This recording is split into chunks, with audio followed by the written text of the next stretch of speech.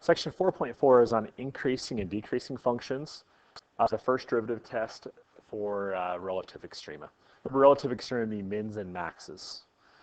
Some of this is going to overlap with what we did with finding absolute extrema. Here is the steps, the procedures we follow to find relative extrema. But we start by finding the domain restrictions. Number 2, we find all the critical numbers. Remember, critical numbers are when the derivative is equal to 0 or the derivative is undefined. Those are 2 things we're looking for. Just know that domain restrictions cannot be critical numbers. Okay, once we locate the critical numbers and the domain restrictions, we put them all on the f prime number line. This is really similar to what we did when we found the velocity. When the particle is moving right or left or up or down, we did the velocity number line. This is really similar to that. So we put them all on the number line, and then we just test each interval. One side note, when you do put them on the number line, make sure you label the critical numbers. Like, we want to make sure we keep them separate from the domain restrictions. Okay, once they're on there, we test each interval and just label the signs. Is a slope positive or negative on each interval? And from there, you can list the increasing, decreasing intervals. You can also identify relative mins and maxes. Make sure you're careful with the question. If it's asking for the x value, you're done. Sometimes they'll ask you for the point or the actual min or max, relative min or relative max, and then you'll need to list the y value also. Kind of as a side note, something that's a little confusing is if you think of the graph of y equals x squared. So there's my parabola there. We say that function is decreasing from negative infinity to 0. But the big question comes in, do we include 0? So that's what it's saying in here, right? So some textbooks would say the function y equals x squared is decreasing from negative infinity to 0, with a parenthesis meaning 0 is not included, and increasing from 0 to infinity. Other textbooks include 0. They have the square bracket instead of the rounded bracket saying that 0 is included. Using closed intervals is not intuitive, but it is more correct. Okay, so using the bracket is actually the more correct thing. The concept of increasing and decreasing is not based on a single point, but instead is about the interval. So it says the pre-calculus definition of increasing is that all x values increase, y values increase, and if this is not true on an open interval, it is also, if it is true on an open interval, it's also true on a closed interval, as long as there is continuity. So long story short, College Board, who makes the AP test, realizes this. They don't care how you put it. On free response questions, they'll count either one as being correct. They will never list both the open and closed or multiple choice. So you're not going to have to choose between the two if it's a multiple choice question. But it's more likely that there'll be closed interval. So in general in here, when I list the intervals, I am going to use a square bracket. A round bracket is not incorrect, and it's okay if you do that. Either one would be correct. Now, as a side note, we're going to talk a little bit more about this in a second. But when you get down to a problem like y equals x cubed, remember what it looks like. Y equals x cubed comes up like this and goes up there. At 0, the slope is 0. So at that point, right there. On that problem, there's agreement between all textbooks. We say the function is increasing from negative infinity to infinity, even though at that exact point, even at that one moment, it's equal to 0. Because it's increasing to the left, increasing to the right, over the interval, we say that it's increasing over the entire time. So if you put this, it's increasing from negative infinity to 0, and then 0 to infinity, not including 0, that would be incorrect. Okay, that is not allowed. So if it's increasing, 0 increasing, we say the function is increasing the entire time. Or if it's decreasing, 0 decreasing, we say it's decreasing the entire time. So long story short, if it changes from increasing to decreasing, you can use an open interval with a parenthesis or a closed interval with a bracket. If it's increasing the entire time, but it equals 0 somewhere in there, or it's decreasing the entire time, you do not say you include that and say it's increasing the entire time. So to be careful, we'll kind of talk more about that as we go through the examples, but that's just something to be aware of and be careful with. Okay, so let's actually go through and do a problem. This one says, find the intervals on which these functions increasing and decreasing, find the local extrema points. I'm going to write that this way really quick, just so we can think about the domain. This would be the cubed root of x squared minus 9 squared. So think of a cubed root. There's no domain restrictions with that. There's no fractions. So in this case, the domain is all real numbers. There's no domain restrictions. Okay, our next step is to find the critical numbers. So we're going to take the derivative. F prime of x is equal to, drop the 2/3 down, so it'd be 2/3 x squared minus 9 to the 1/3 times by the derivative of the inside, which is 2x. So that's a negative 1/3 up there. I subtract 1 from 2/3.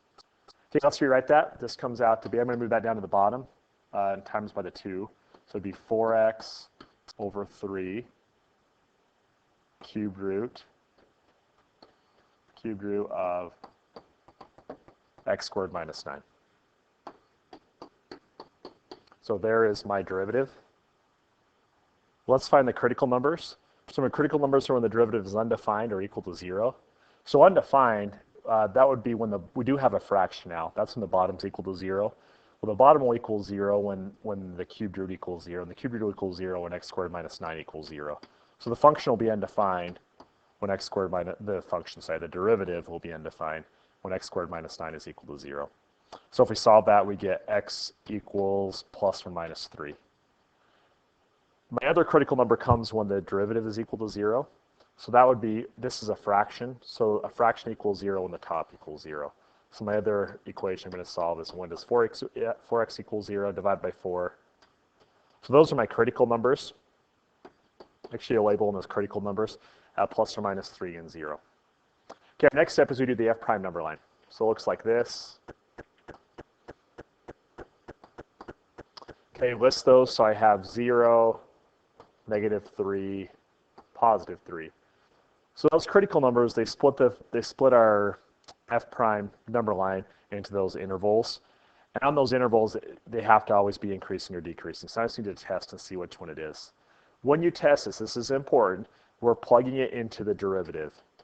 We're trying to find out if the slope is positive or negative. So since the slope has got to be derivative. So let's try like negative 4 over here. So if I try negative 4, on top I'd get 4 times negative 4, which is a negative. On the bottom, I get negative 4 squared is 16, minus 9 is something, but it's a positive on the bottom. So I get a negative over a positive, which means it's going to come out to be a negative. Try number between 0 and negative 3, I'm going to do negative 1. If I plug in negative 1, if you look at the bottom, like, isn't the bottom always going to be positive? Nope, I lied. Just kidding, it's not. If I plug in negative 1, negative 1 squared is 1. 1 minus, I was thinking of the square, but 1 minus 9 is a negative 8. Cube root of a negative 8 is a negative, so the bottom comes out to be a negative. The top, 4 times the negative 1 would also be a negative. So I get a negative over a negative, which means it's going to be a positive. Let's plug in 1. The top would be positive. The bottom, 1 minus 9 is a negative 8. Cube root is a negative. So the bottom's going to be, at 1 it's going to be a negative. Let's try 4. 4 times 4 is 16, positive. 4 squared is 16 minus 9 is a positive. So it comes out to be a positive. A lot of times you'll see this where it alternates, but it doesn't always. So make sure you check each interval.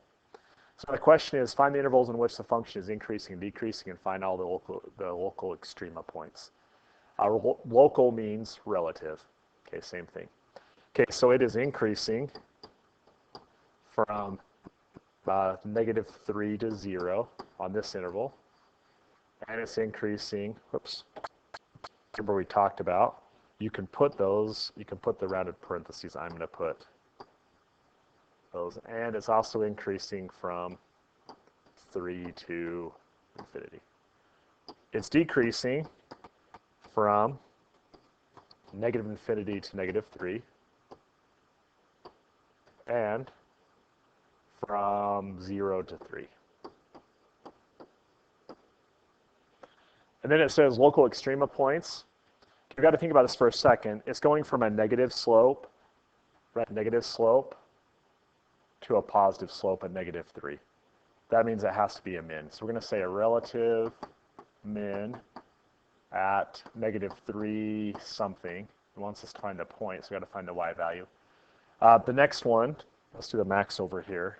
Erase this for just a second. Shouldn't have erased that. We're going to use that, but that's okay. Let's find the relative max or local max. So next it goes from -3 to 0, it's positive until it gets to negative to 0, then it's negative slope. So that means that would be a positive, so it's 0 something. On the next one, it's going negative slope until it gets to 3, then it starts to positive slope. So at 3, there's a min. And then, say I missed one somewhere. We got -3, we got, oh no, we got them all. Okay, now it wants the actual points themselves. That's why I shouldn't have erased this. I'm going to rewrite this again as being the cubed root. So I need to plug those points back in. If I plug in 0, 0 minus 9 is -9. -9 squared is 81. So the cubed root of 81, don't think that comes out evenly. So we're just going to leave it as the cubed root of 81. If I plug in -3, -3 squared is 9. 9 minus 9 is 0. Cubed root of 0 is 0. If I plug in 3, 3 squared is 9. Minus 9 is 0. Okay. And I think we got it. So those would be my 3 points. I got my relative mins. And I got my relative max there. Okay, let's try another one. So y equals x, 2 sine of x. We want to find the interval from 0 to 2 pi. And again, the directions are the same. They're find the interval in which the functions are increasing, decreasing, and find the local extreme of points. Okay, so let's find out when it's undefined. Well, there's no fraction. Sine is always defined. So I think we're good. There's no undefined, there's no restrictions on the domain. So the next thing is find the derivative. Y prime would equal derivative of x is 1 minus, choose a scalar multiple, find the derivative of the sine of x, which is cosine of x. Okay, let's find out when it's equal to 0 or undefined. Again, cosine of x is always defined, and it's never going to equal, there's no fraction. So it's always defined. But let's find out when it equals 0. So what, minus the 1 over, divide by -2. We end up with the cosine of x equals 1/2. Think on your number line, figure out cosine is positive when the x is positive, here and here. So let's draw our reference triangles. It's adjacent over hypotenuse would be 1 over 2. This is a 30, 60, 90. So this is square root of 3. So this actually is your bigger angle, which means it is pi thirds. So let's put that down here. So x could equal my critical numbers when the derivative is equal to 0. The first one is at pi thirds. The other one is down here. So if I draw this triangle, again, 1, 2, negative square root of 3. So this would have to be, go all the way around. And this angle right here would be pi thirds. So that'd be 1 and 2/3 pi, which is 5 pi thirds. Would be up there. Okay, so I found my 2 critical numbers. Next step is draw a number line, our y prime, we'll say y prime number line in this case. Put those 2 values on. I got pi thirds and 5 pi thirds. And we just need to test the intervals. A really common error here is, remember with the absolute max, absolute min, we plug this back into the original function to find the y values. On this one, we're trying to test the slope to find out if the slope is positive or negative. So the slope is the derivative. That's where we're going to plug it in. So let's pick a number over here somewhere. We could do like pi 6. Pi 6 is right here, right? So the cosine of pi 6, that means this side would be square root of 3, and this side would be 2. So it'd be, square root of 3 over 2. And then it's 1 minus 2 times that. That's going to be a negative, right? Square root of 3 over 2 is greater than 1. No, it's less than 1. But when I times it by 2, it's going to be greater than 1. It'll be square root of 3. So we end up with a negative there. Pick something between. We could do pi halves is an easy one. Or we could actually just do pi. Over here at pi, the x-coordinate is -1. So I have 1 minus 2 times -1. It ends up being 1 plus 2. So it's positive. Pick somewhere between here and, let's see, actually somewhere bigger than 5 pi thirds over. So we can do 11 pi over 6. If I do 11 pi over 6, it's right here. This side is square root of 3 again. This would be 2. So it's square root of 3 over 2. We get the same thing as we got over here. So it's a negative. So my number line looks like that. So let's put our answer. We say it's increasing from pi thirds to 5 pi thirds. And it's decreasing from negative infinity to pi thirds and from 5 pi over 3.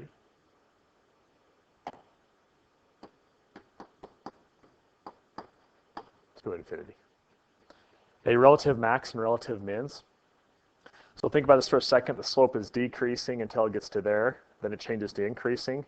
That means it has to be a min at pi thirds. So there's a min, a relative min at pi thirds, and we don't know what the y value is. Then it goes from positive slope, and then it changes to negative slope right there at 5 pi thirds. So there's a max at 5 pi thirds. We just need to plug those back in the original function to see what happens. So I've got, see, pi thirds minus 2 sine of pi thirds. That was this original triangle we have right there. That was square root of 3 over 2. And there's nothing really, we can times the 2 by the square root of 3 there if you want. So that'd just be, what, minus the square root of 3. So it'd be pi thirds minus the square root of 3. So come down here, pi thirds, and this would be pi thirds minus the square root of 3. Okay, put 5 pi thirds in there. We come down here all the way around to there and plug that in. So that would be 5 pi thirds, plug that in for x, minus 2 times the sine of 5 pi thirds. In that case, it's going to be, I'm going to redraw this. I got too much going on there. So if I come all the way around to 5 pi thirds, that means this one is pi thirds. That means this is the bigger side, which is negative square root of 3. This is 1. This is 2. So I get negative square root of 3 over 2, or 2 times negative square root of 3 over 2. Those will change to a plus. Those would cancel out. So change that to a plus. The other one would be 5 pi thirds and 5 pi thirds plus the square root of 3. Good. We got our two answers. We got where it's increasing, decreasing. We got our mins and our maxes. Okay, this one, up until now, we haven't had a restriction in our domain. On this one, we finally do. So if you look at this function, what can x not equal? Well, we've got that fraction there. So when is the denominator equal to 0? And that's when x equals 0. So let's make a note of that. The domain is x cannot equal 0. So we've got a restriction there. Okay, let's find the derivative. Our favorite thing, we got the quotient rule here, right? Because we got a fraction. So take the bottom, which is 3x, times the derivative of the top. Derivative of x to the fourth is 4x to the third, minus the top, x to the fourth plus 3, times the derivative of the bottom, which is 3, all over the bottom squared. Now let's do a little bit of simplifying up there. The top would be, what, 12x to the fourth, minus, distribute that through, that would be 3x to the fourth, minus 9. Combine those two together, we end, that's all over 9x squared, right? So combine those two together, we have 9x to the fourth minus 9 over 9x squared. And that works out kind of nice, because we could take a 9 out of all those, 9 out of the top and the bottom. So in the end, we just end up having x to the fourth minus 1 over x squared. There's my derivative. Okay, what are my critical numbers? Well, that's when the derivative is equal to 0 or undefined. It's undefined at 0, but here's the thing. Do not include that as part of my critical numbers, because up here we said x cannot equal 0. So to be a critical number, it has to be defined. It has to be a number that actually works in the original function. But if you look at the top, we can find out when that's equal to 0. We can actually factor that. X to the fourth factors to be x squared minus 1, x squared plus 1 we can factor that part, x minus 1, x plus 1. So we can factor that all the way out to be that. So what makes the top equal to 0? 1 and negative 1. This one never equals 0, so we don't have to worry about that. So my two critical numbers are when x equals 1 and negative 1. The domain restriction is 0. Okay, now we're going to do our number line, our f prime number line. When we do that, we put the critical numbers on here. You also put the domain restriction. Now remember what that means. If x cannot equal 0 on the original function, if it doesn't simplify out, that means that there's a vertical asymptote there, 0, and there's a critical number at negative 1 and positive 1.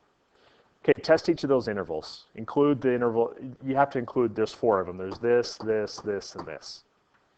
Okay, let's try like negative 2. Remember, we're plugging it into our derivative. I'm going to plug it into right here. I think that's the easiest one to plug it in. If I plug in negative 2 to the 4th is 16 minus 1 is a positive. Negative 2 squared is a positive. So I get a positive over a positive. Oops. A positive over a positive, which is a positive. Okay, let's try something between negative 1 and 0. So if we did like a half, this gets a little bit tricky, but a half to the 4th is like a 16th minus 1. The top comes out to be negative. The bottom, a half squared, is still a positive. So divide those and you end up with a negative. Okay, try something between 0 and 1. I think the same thing happens. If you plug in like a half to the 4th is a fraction, minus 1 is a negative. The bottom's a positive. And plug something in bigger, you plug in like 2. 2 to the 4th is, what was that, 16. Get a positive on top. 2 squared is a positive. Okay, so intervals, what's increasing or decreasing? It is increasing from negative infinity to negative 1 and from 1 to infinity. It's decreasing from negative 1 to 0 and from 0 to 1.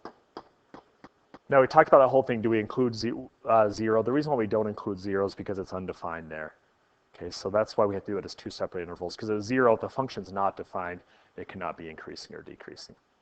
Hey, looking for max or mins, we're going from positive slope to negative slope. That means there's a max at negative 1. There's a max when x equals negative 1. Over here, it's going from negative slope to positive slope. So there's a min at positive 1. And then we plug the 1 and the negative 1 back into the original function up here. That will give you the y values that go along with that. Good. We've got 2 more examples here. Let's finish these last 2. So I got f of x equals negative x e to the negative 2x squared. There are no domain restrictions on that. So we're just going to find the derivative. So let's find the derivative f prime of x. Those are times, so make sure you do the quotient rule, the product rule. So it'd be negative x times by e to the negative 2x squared times by the derivative of negative 2x squared would be a negative 4x plus take the second e to the negative 2x squared times by the derivative of the first. Derivative of x is just 1. Okay, now we've got to find the critical numbers with that. That's a little tricky, but if we factor out an e to the negative 2x squared, factor out a negative e to the 2x squared, that would leave me, I could times those together, that'd be 4x squared. And over here, oh, you know what? I'm sorry, this should have been a negative 1, right? The derivative of negative x is negative 1. So that'd be minus 1. Okay, we've got to find out when it's undefined or equal to 0. This never equals 0. We could move it to the bottom of the fraction, but it still never equals 0. This part we could factor further. We could write it this way. This would be 2x minus 1, right, difference of squares, 2x plus 1. So if you set those equal to 0, 2x minus 1 equals 0. You add the 1 over, divide by 2. A half is one of them. Do the same thing here, and you get a negative 1/2. So that's the only time. It's never undefined. That's when it's equal to 0. Those are my 2 critical numbers. So I'm going to label those critical numbers, put them on the f prime number line. So we got negative 1/2, positive 1/2. Okay, pick some numbers to plug back in. This will be a little bit tricky, but we don't have to find out what it's equal to. We just got to find out if it's positive or negative. So I'm going to plug in -1. If I plug in -1, let's see, I'm going to plug it into here. -1 squared is 1, times 4 is 4, 4 minus 1 is 3, so I get a positive 3. This part over here has to be positive no matter what. E to any number is a positive, so that's going to be a positive. Let's pick a number between, if I do 0, 0, this part's going to be positive. 4 times 0 is 0, minus 1 is a -1, so I got a positive times a negative. We'd plug in 1. If I plug in 1, I get a positive here, times those and I get a positive. So increasing, decreasing, it's increasing from -infinity to -1/2, and from 1/2 to infinity. Decreasing is from -1/2 to +1/2. Okay, max or mins.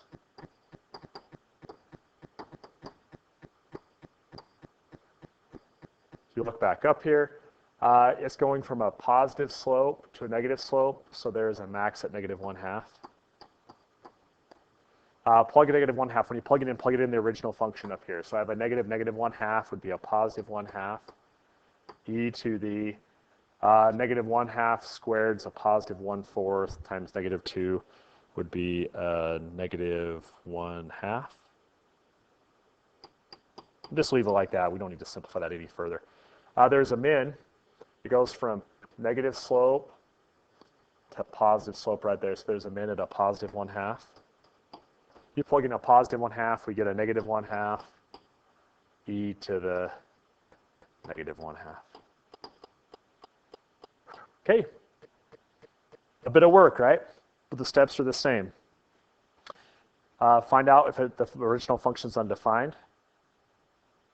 Okay. Look at restrictions on the domain. Find the derivative. Find out your critical numbers. When is the derivative equal to 0 undefined? Put them on the number line, test them, and then from there you can get your answer. Okay, let's do this last one. I really think, for some reason, I'm not sure why, they saved the easiest one for the very end. In fact, let's do this. Why don't you pause this and try this, and then I'll go through it. I'll go through it, and you can just double check your answer. So if you look at this, there's no domain restrictions, right? There's no fraction, no square roots, nothing like that. Let's just find the derivative. That would be 3x squared minus 6x plus 3. When is it equal to 0 or undefined? It's never undefined. So let's just find out when it equals 0. To do that, I'm going to factor out the 3 and factor that. Oops, sorry. X minus 1. So really, there's you end up with just that one critical number. That's it. So let's put that on our f prime number line. Okay, and we're going to test it. So pick a number on the left. We could pick 0, for example. It's really easy to plug that in here. That'd be 0 minus 0 plus 3. That's definitely a positive. We could pick 2. 2 squared is 4, times 3 is 12, minus 6 times 2 is 12, plus 3. So we end up with a positive also. So this is kind of different. We end up with a positive. At 1, we know the derivative is equal to 0, then it's a positive again.